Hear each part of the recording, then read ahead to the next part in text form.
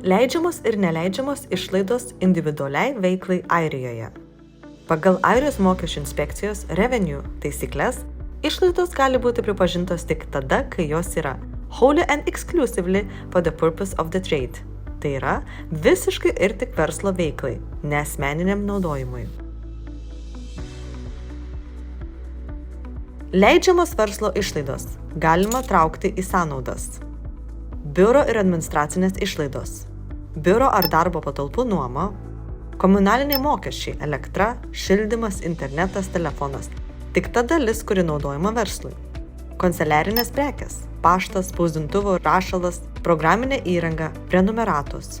Buhalterių, teisininko ar mokesčio konsultanto paslaugos. Banko mokesčiai, mokėjimų terminalų ar Stripe SumUp mokesčiai. Kelionės ir transporto išlaidos. Degalai, remontas, draudimas, automobilio mokestis. Tik dalis susijusi su darbo kelionėmis. Viešasis transportas, stovėjimo mokesčiai, kelio mokesčiai tik darbo tikslais. Nakvynė ir maistas tik darbo kelionių metu. Darbo jėga. Darbuotojų atlyginimai, samdomų asmenų, subkontraktorių apmokėjimai, darbdavio PRSI įmokos, darbo drabužiai, jei tinkami pagal taisyklės. Mokymai, seminarai, uniformos. Prekės ir medžiagos. Žaliavos ir prekės perpardavimui, smulkūs įrankiai, įranga, naudojama veikloje. Rinkodara ir reklama. Vizitinės kortelės, reklaminiai bukletai, tinklalapis. Internetinė reklama, socialinių tinklų reklamos. Įmonės logotipai ar reklaminiai ženklai.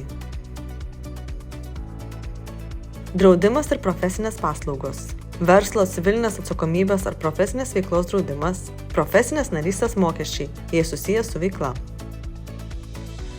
Ilgalaikio turto nusidėvėjimas, capital allowances, automobiliai, kompiuteriai, įranga, baldai. Negalima iškart visos sumos dėti į išlaidas. Vietoje to taikomas nusidėvėjimas, paprastai 12,5% per 8 metus. Neleidžiamos išlaidos. Negalima traukti į sąnaudas. Asmeninės gyvenamosios vietos nuoma ar paskola, namų komunaliniai, jei nėra aiškaus verslo naudojimo procento. Įprasti drabužiai, kostiumai, suknelės, batai, asmeninis telefonas ar maistas namuose, asmeniniai išsiėmimai, drawings. Klientų vaišinimas, pramogos, revenue to neleidžia. Baudos, delspinigiai, pavyzdžiui, už parkavimą, turto nusidėvėjimas, vietoj to capital allowances. Dalinis naudojimas, mišrios išlaidos. Jei kažkas naudoja tiek verslui, tiek asmeniškai, pavyzdžiui, automobilis, telefonas, internetas, elektra, galima traukti tik verslo dalį. Pavyzdžiui, 60% naudojama darbui, galima traukti 60% sąnaudų. Svarbu turėti pagrįstus įrašus ar paskaičiavimus. Dokumentų saugojimas. Laikykite visus dokumentus bent 6 metus, nes revenue gali jų pareikalauti. Sąskaitas, čekius, degalų kvitus, kelionių žurnalus, paskaičiuotus procentus už dalinį naudojimą, pavyzdžiui, automobilis, namų ofisas, banko išrašus, geriausia atskira verslo sąskaita.